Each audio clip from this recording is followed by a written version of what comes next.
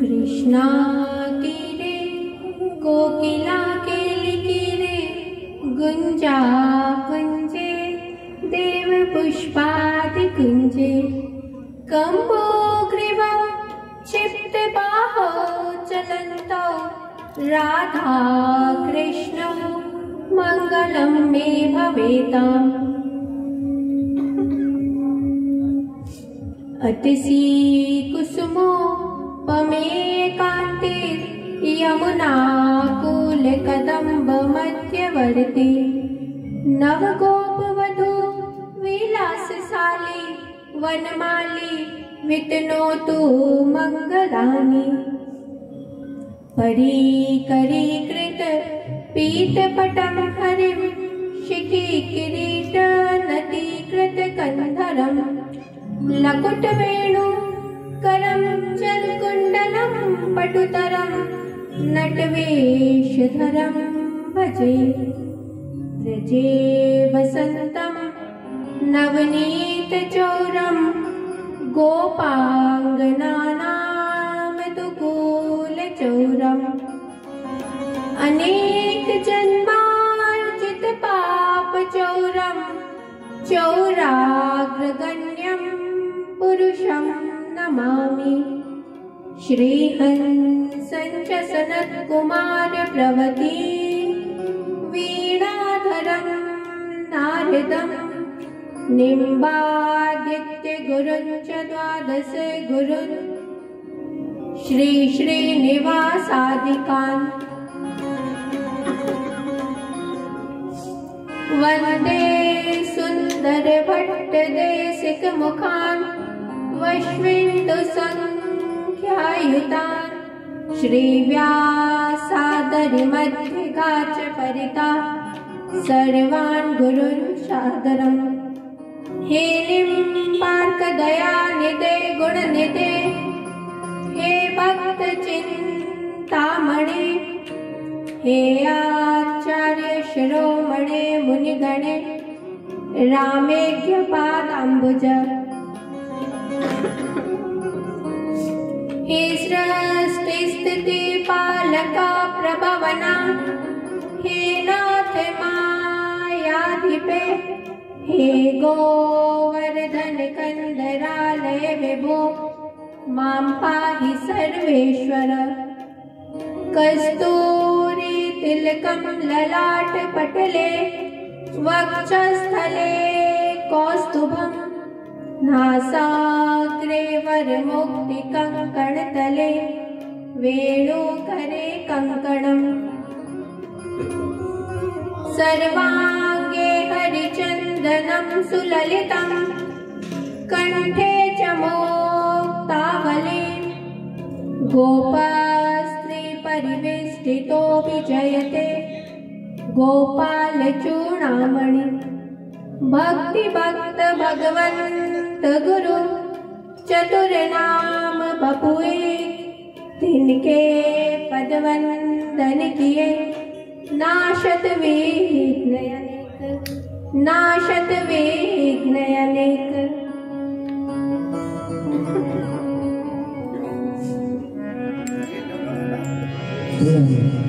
राधे राधे गोविंदे गोविंदे राधे जय राधे राधे गोविंदे गोविंदे राधे जय राधे राधे गोविंदे गोविंदे राधे गोविंदे राधे गोपाल राधे गोविंद राधे गोपाल राधे राधे राधे गोविंदे गोविंदे राधे जय राधे राधे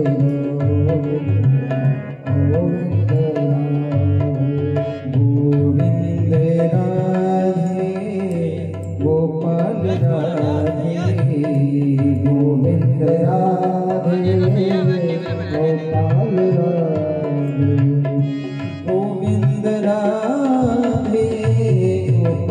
राधे गोविंद राधे गोपाल राधे राधे गोविंद गोविंद राधे राधे राधे गोविंद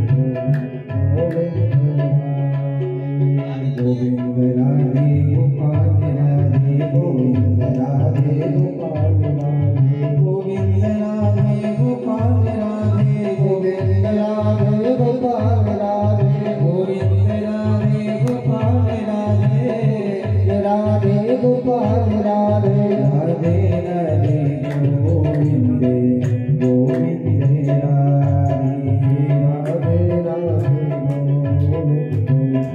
गोविंद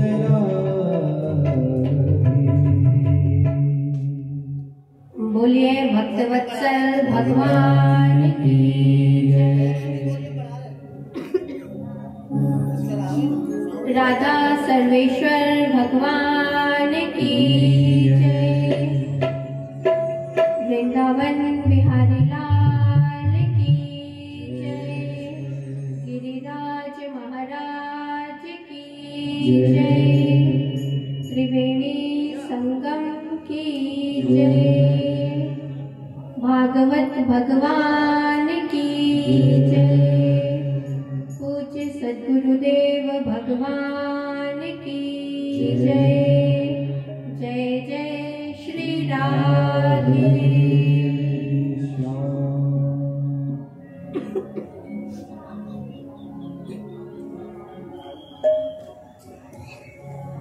कल हम लोग कथा में श्रवण कर रहे थे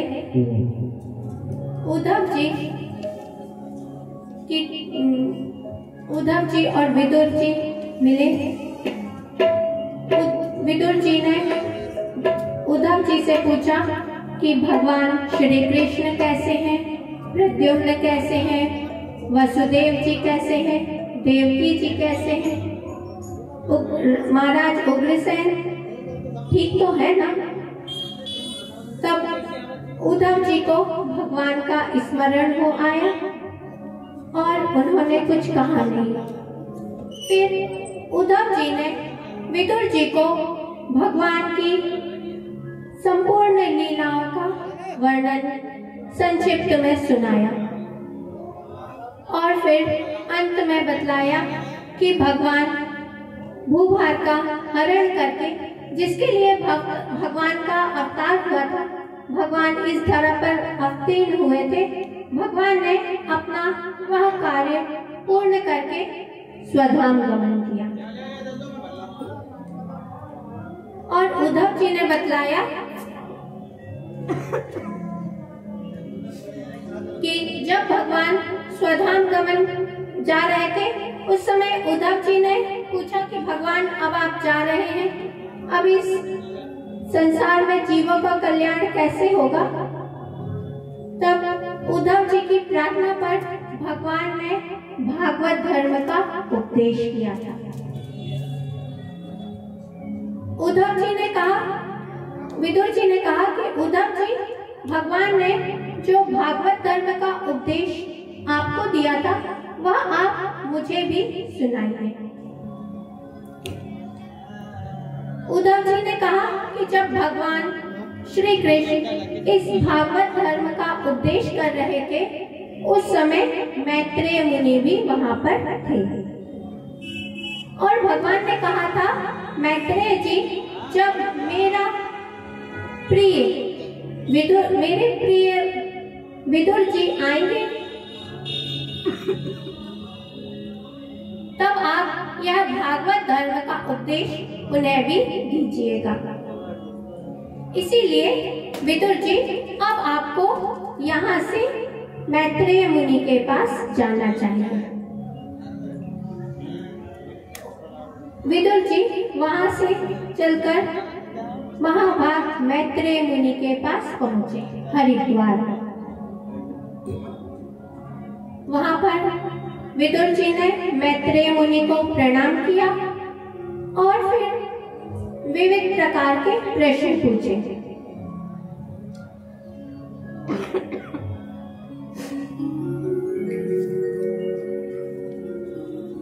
विदुर जी ने पूछा कि इस संसार में सुखाय कर्माणि करोतु लोको न तै सुखं वा न यदुपारमं वा वेदेत भूयस्तदेव दुःखं यदत्र युक्तं भगवान् वदेन्न।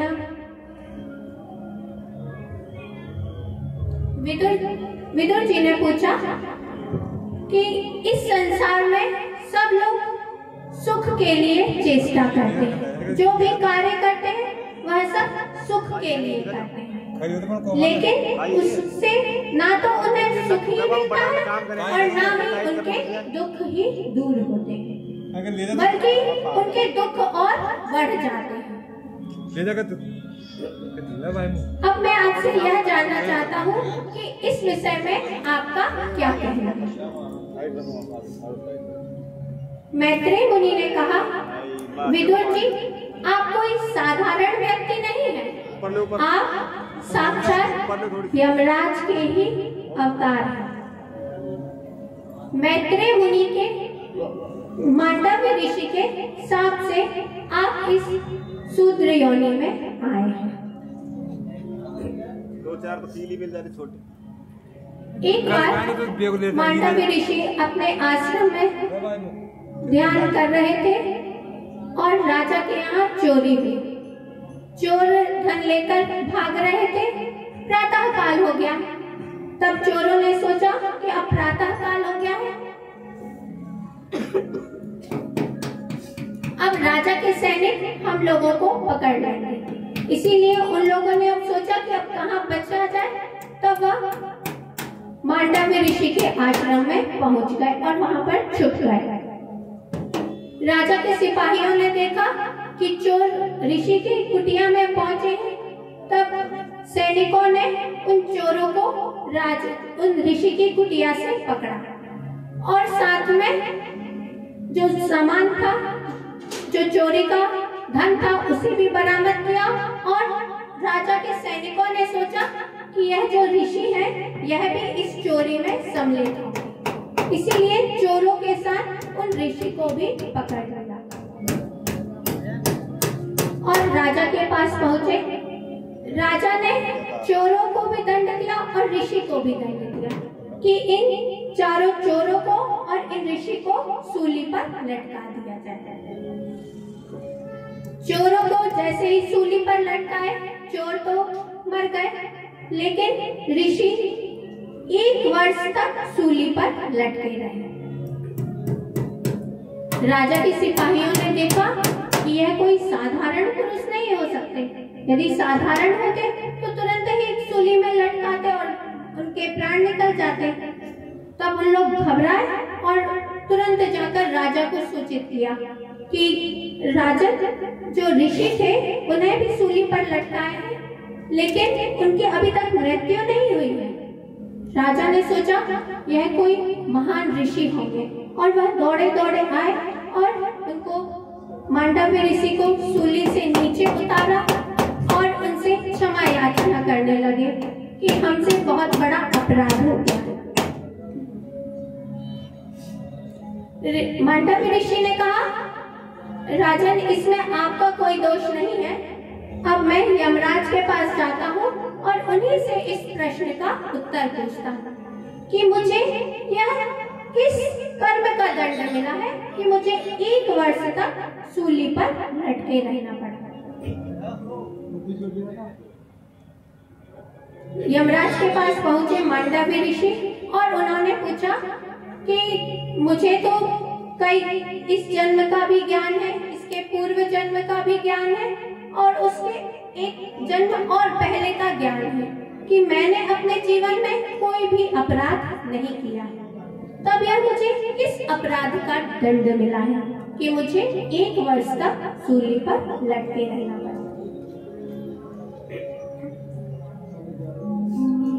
यमराज जी ने कहा कि उसके एक जन्म और पहले आपने एक पतंगे को कांटे से छेद दिया था, उसी के कारण आपको 1 वर्ष तक सूली पर लटके रहना पड़ा।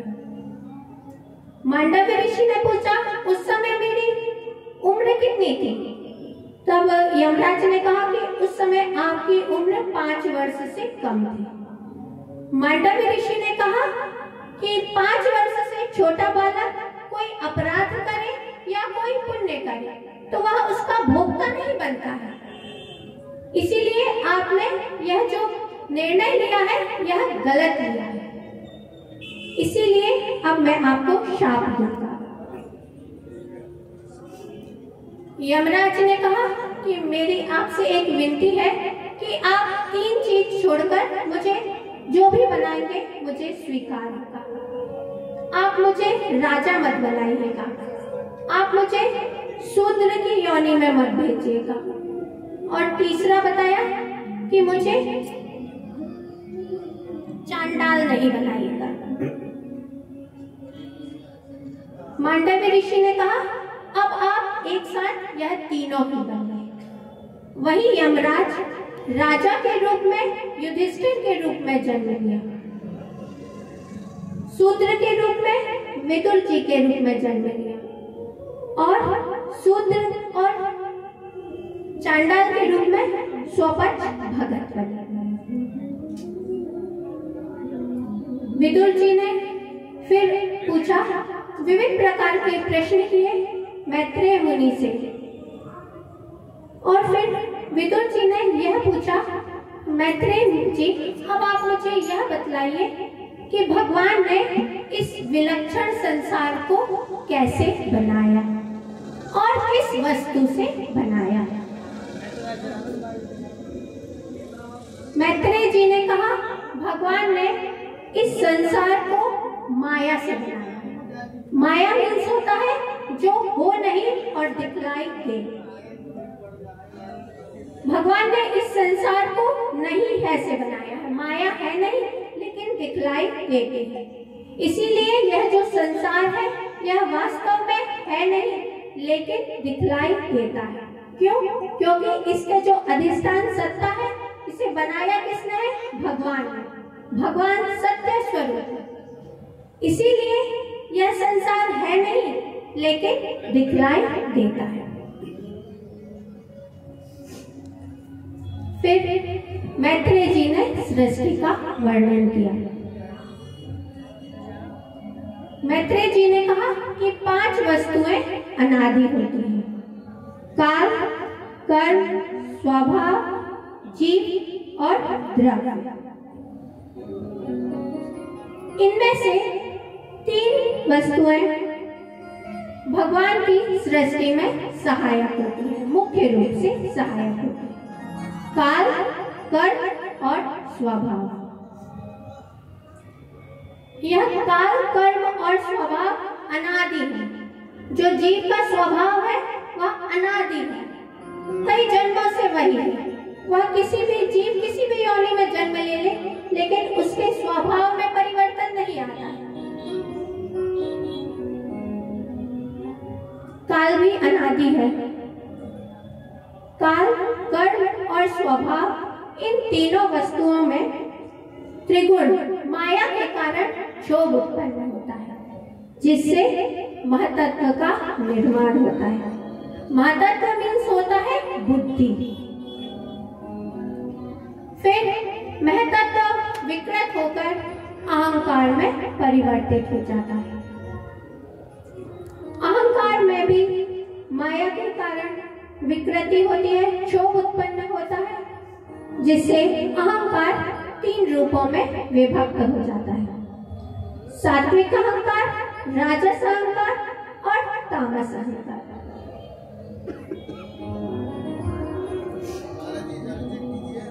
सात्विक अहंकार से मन बनता है और फिर मन विभक्त होकर इंद्रियों के अधिष्ठात्री देवताओं के रूप में परिणत हो जाता है। राजस अहंकार 2 भागों में विभक्त हो जाता है, 5 ज्ञानेंद्रिय और 5 कर्मेंद्रिय। 5 ज्ञानेंद्रिय है आँख, नाक, कान, जीभ और त्वचा। 5 कर्मेंद्रिय है हाथ, पाँव, गुदा, उपस्थ और मुख।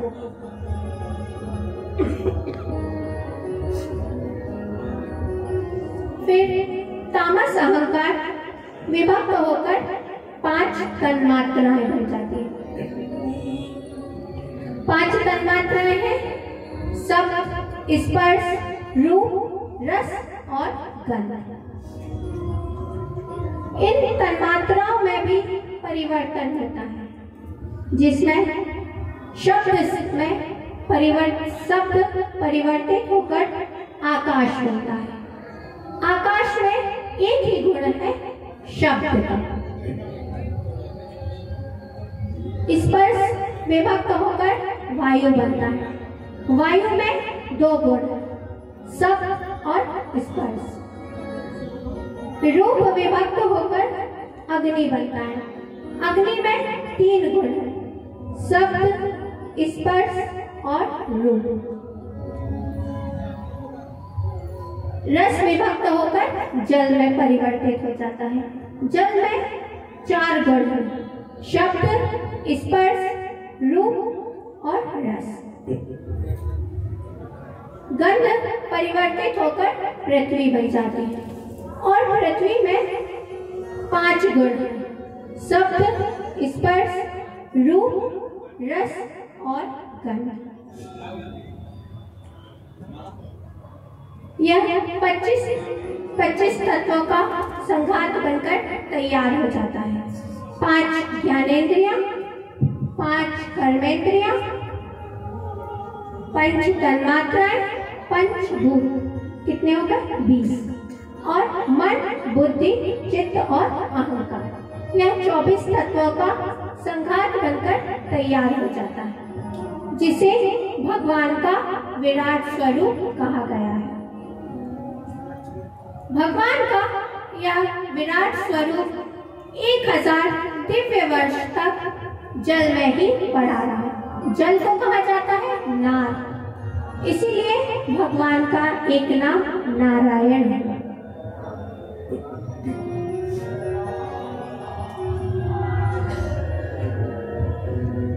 फिर भगवान की त्रिधा शक्तियों ने भगवान को जागृत किया।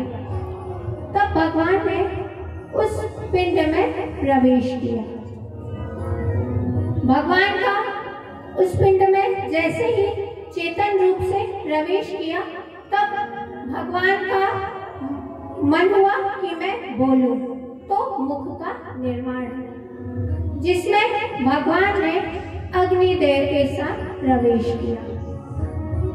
फिर भगवान का मन हुआ कि मैं देखो, तब भगवान के उस विराट स्वरूप में 2 नेत्र निकल आए,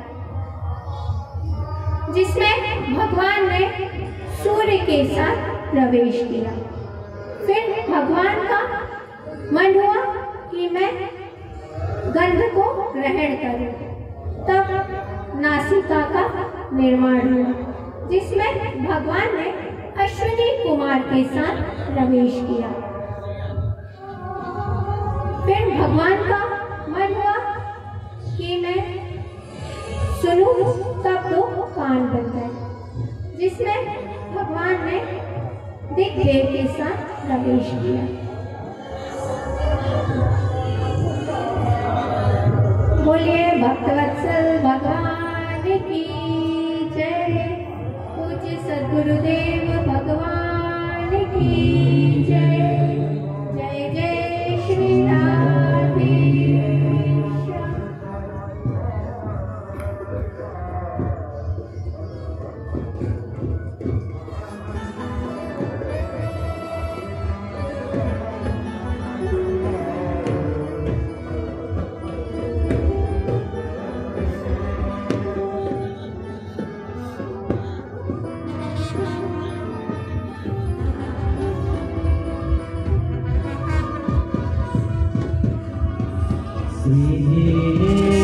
बुला